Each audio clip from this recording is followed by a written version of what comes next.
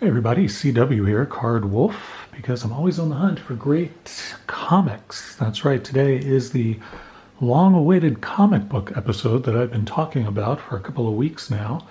I finally figured out what I wanted to do when just the other night I was digging through some stuff from the boxes that I brought back from the East Coast earlier.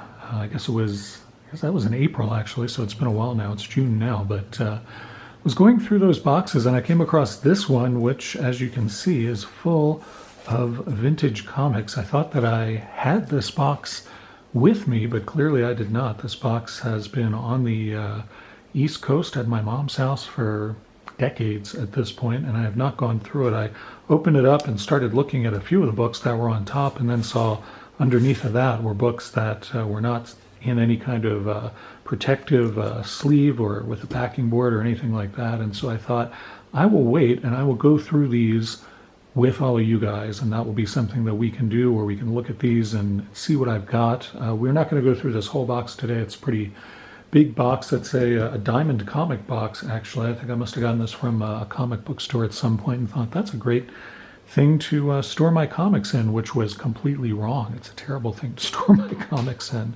You should be in some sort of a short box or a long box with sleeves and boards. And as you can see, I did not do a good job with that, but we're going to remedy that today, and I'm going to take these out and see what we have and put these in some better protection for storage. Before we get started with that, I wanted to shout out some of the great comic book channels that are subscribed to the Card Wolf Network and who I subscribe to as well, and I want to thank them for their support of what I'm doing over here. I got to start with Gary B, the casual comic guy, who, as I have said on this channel many times, is a guy, and he's pretty casual, and he does like comics, and no one can dispute any of those things. Gary B, the casual comic guy, great channel. He loves Conan and he loves comics, and I always enjoy watching his stuff. Also want to shout out Super Russ 9000 because his power goes to 9000. Super Russ is currently organizing his comic collection, and he's doing a great job of it, though it's taking way longer than I think he expected, and I suspect it will take me way longer to go through these than I suspect, and that is okay. Also want to shout out Cole at Cole's Comic Claims. Cole has been opening a lot of cards over there. He's going to have to change the title of his channel to Cole's Comic and Card Claims. It would still be alliterative, so I think you could get away with it.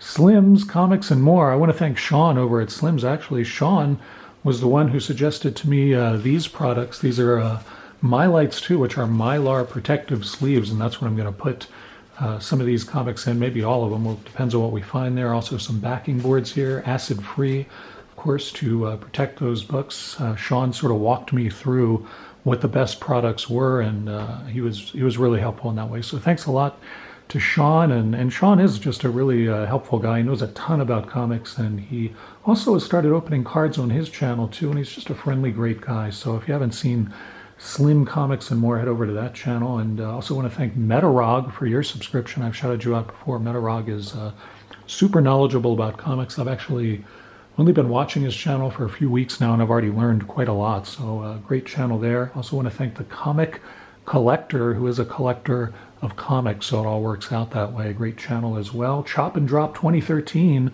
Chop and Drop has new comic book day videos he puts up every week, and I certainly have been enjoying those. Also want to thank Brian LCS. Now, usually that means local card store on my videos, but for Brian, I think it means local comic store. Brian also very knowledgeable about comics, and he has, every week he does sort of a breakfast episode where he shows you what he's having for breakfast, and he talks about comics, and that's pretty great. I like that. I also want to thank Joker Comics and Cards and Bearded Comic Bro, who's been doing some interviews with comic creators. So thank all of you guys. It's about 10 or a dozen channels who are primarily comics, but they've been watching the Card Wolf Network, which I'm tremendously appreciative of. Okay, so we're gonna get into this. I'm gonna take these out of here. We're gonna see how far we get. I definitely am not gonna go through the whole box. Probably maybe get through a quarter or a third of it. We'll see about that. I've washed my hands and dried them thoroughly, so they are very clean. I don't tend to wear gloves of any kind when handling collectibles unless it's original art or very old photographs, things like that, printed matter from a very long time ago, not just from the 70s or the 60s, which is when I suspect most of these comics are from. So this is, like I said, this is where we're going to put the comics when they come out, on this towel here, which I think is going to be just fine. It's also a very clean towel, so we should be good there. The first batch here that are actually protected is all that I looked at, so I'll go through those quickly. This is DC Superstars of Space, which is an issue from June of, I'm not sure what year. I wish they would put the year on here. That'd make it a lot easier. But anyway, it's number 4, and you got some Adam Strange and some Captain Comet and Space Ranger, who battles with some interplanetary beasts. So pretty cool comic. I used to buy sci-fi comics, so I can see why that one would be in my collection, certainly.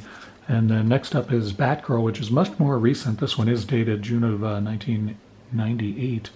And not sure why I like Batgirl just fine, but this has Jim Ballant art, and I cannot stand his art, so I'm not sure what I was thinking there. What do we have here? Oh, Batman Annual. This is a dollar comic from 1982.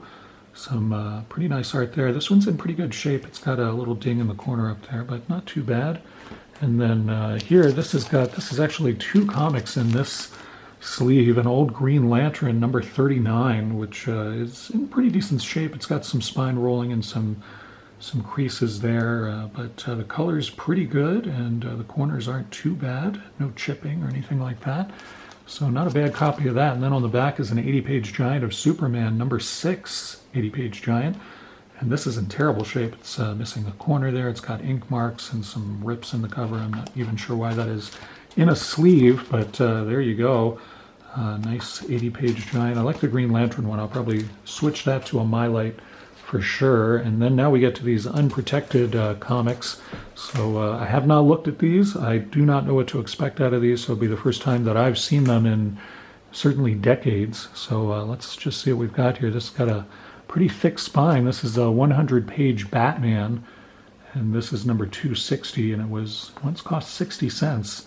And this is not in great shape. It's cover separating here, and the corners are pretty bad. It's got some tears and things like that. So not in particularly great shape, but certainly a very readable copy. And it has Alfred in a solo baffler, the Pearl of Peril. Most of these giant-sized Batmans, these 100-page Batmans from this era, had one new story and then a bunch of reprints of older stories. These are the reprint areas back here. And then the new story would be up front.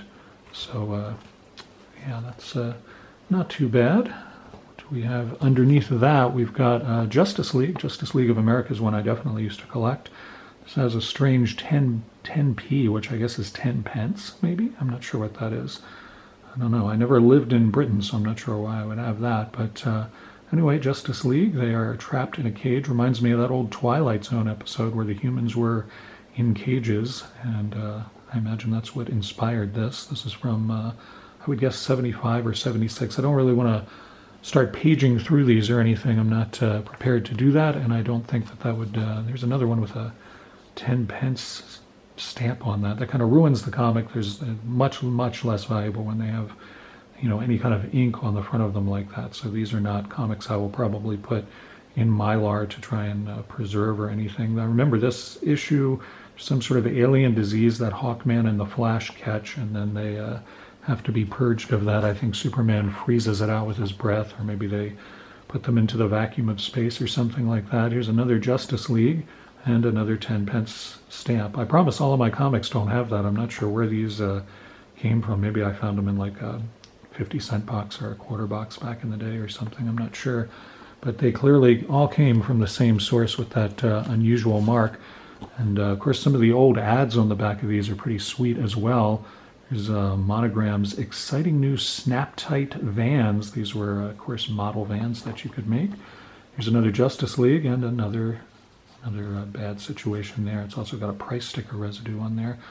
Wonder Woman has rejoined the Justice League just in time for her funeral. I remember this, and I always thought that this cover made it look like Hawkman had killed Wonder Woman. I mean, he comes in here announcing she's back just in time for her funeral. He looks sort of grim up here, too. So that's not what happens in the issue, but that's what it always looked like on the cover to me. Do one last one from this. Actually, maybe we'll switch, because I don't want to go digging down too deep there. This one also has some cover separation down here. It's another Batman 100-page issue of Brave and the Bold with Aquaman, as well as Green Arrow and Martian Manhunter over there. And I can see why I would have bought this one, because I'm a huge Teen Titans fan. Vintage Teen Titans, not modern or even Teen Titans from the 80s, but the older stuff from the 60s and 70s. I was always a huge fan of that. So that would have been cool to find that in there. So that's pretty nice one. Again, very readable, but probably not one I'm going to go to great lengths to preserve because it's not in very good condition. World's Finest. This is a dollar comic, probably from the late 70s, I would guess.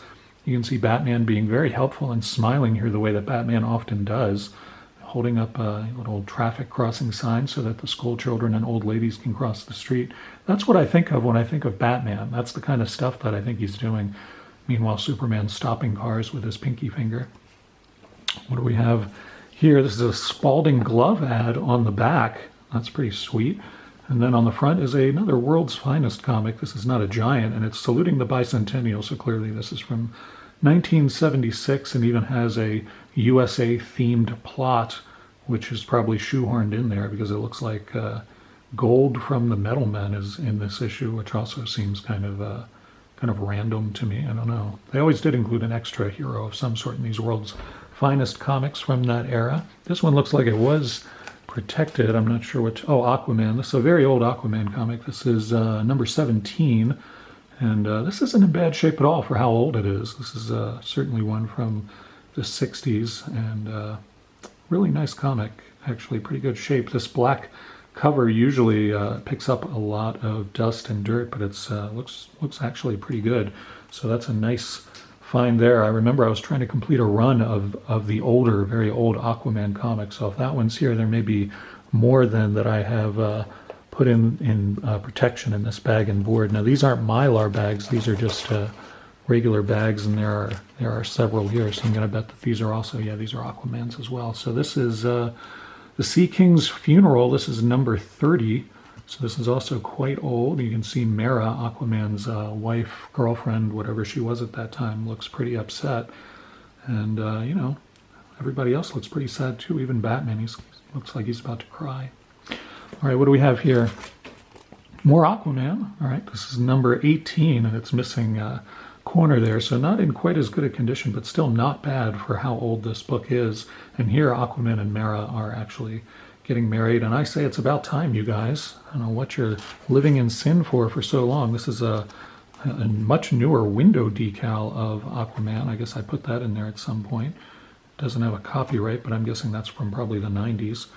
And okay, this is a more recent Aquaman. This is Adventure Comics 442. This is from the probably the mid or late 70s, I would guess. And I thought at some point of putting this in a bag and board, and it's in pretty decent shape. Not too bad there. Got a World's Finest in here from quite a long time ago, but before we get to that, I want to start on getting some more out of this side. And here's another Justice League with the 10 pence stamp, if that's even what that is. I'm not sure what that is, but Justice League 117. That is from the 70s, certainly. Another Justice League from the 70s. This also has a stamp here. I'm not sure you can see it, but it is there. And this one, well, we just saw Wonder Woman was dead, and now Aquaman is dead, so they're dropping like flies in the Justice League. Seems like it's cursed to me, and I would not join that organization if they asked me after seeing the body count going on there. This one is going to be an older book, just based upon the ad on the back. I can see that. Unfortunately, it's got some ink on the back, so that's going to ruin the value of this, and it probably has ink on the front too, maybe. I don't know. No, the front looks all right. It's got a spine roll going on there, as many of these old comics will. But that's a pretty cool cover, actually. The Menace of the Future Man. First, I'm draining the color out of you. Wow. And then you will disintegrate. Well, that stands to reason. If you take somebody's, all of their color and make them monochromatic, they're just going to disintegrate right after that. It's also got a big Aquaman adventure. So that's pretty cool. This is number 135 of World's Finest. So that's, I would guess that's from the 60s. Here's another old World's Finest. Still not ready to get that out of here quite yet. This is another one. This is 178. And looks like Superman, the has-been hero, is the star of this one. This is in pretty terrible shape. It's got a rip all the way across the front. The spine is a mess there. So, Maybe you guys who do collect comics can give me some advice about this, whether these are older, but are they worth preserving? Are they worth kind of putting in nice protection to keep even when they're in this kind of condition, which is, not particularly great. This one, it looks like, has got a crease on the back cover. That will probably come out if I press it, but we'll see what's on the front. This is an old Superboy Legion of Superheroes book. This is from the 70s as well. It's a really nice cover there, actually. It looks like some of the Legion have fallen under the sway of some sort of, or no, I guess Superboy has fallen under the sway of this alien dictator here up on his throne and is protecting him from the wrath of the Legion. So I'll have to see if I can fix that one a little bit. All right, this one is in a plastic sleeve, but does not have a backing board and is missing part of the back. So again, I'm not sure. It has a $7.50 price on it. I doubt that it is worth that much at all, but maybe, I don't know. Again, I don't know comic values for some of these. This is a Batman Family Giant from the 70s. It's number 14. Kind of a creepy cover. This says it's unusual to see Batwoman on the cover of these, but there she's melting like the Wicked Witch of the West.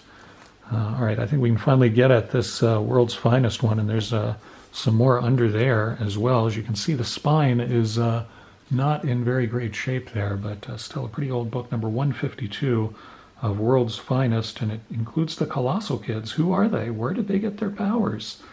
I don't know. I got to read the book to find out, I guess.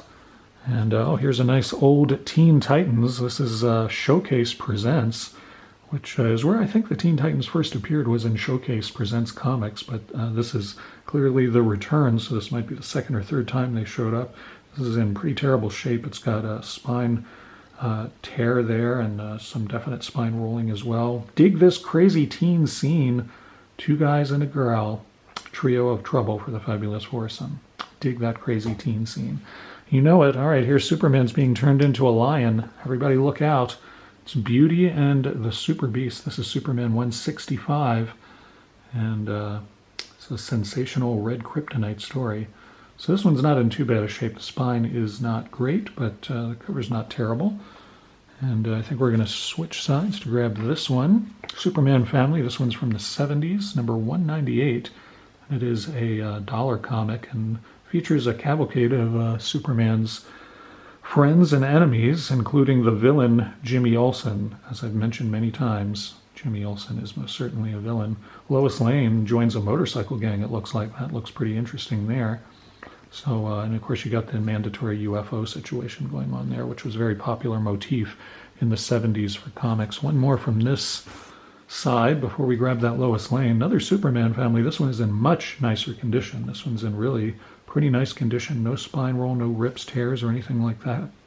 Back cover's pretty nice too. It's got Dr. J, I think. Yeah, Dr. J and Rick Barry. Pretty cool. So that's a nice issue of that. I will almost certainly put that one in a nice Mylar sleeve with a backing board. Let's check out this Lois Lane featuring Superman's unbeatable rival, some guy in a yellow suit with a hammer on his chest. I wonder if he named himself the Hammer, which, as we know on this channel, is not allowed. Can't give yourself your own nickname.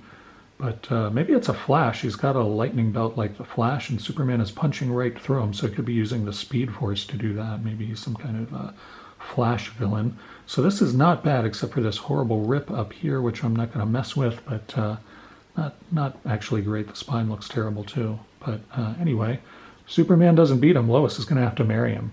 So good luck to Superman on that. Speaking of married, it looks like Lois Lane is married in this terrible copy of Lois Lane, Superman's girlfriend, number 105.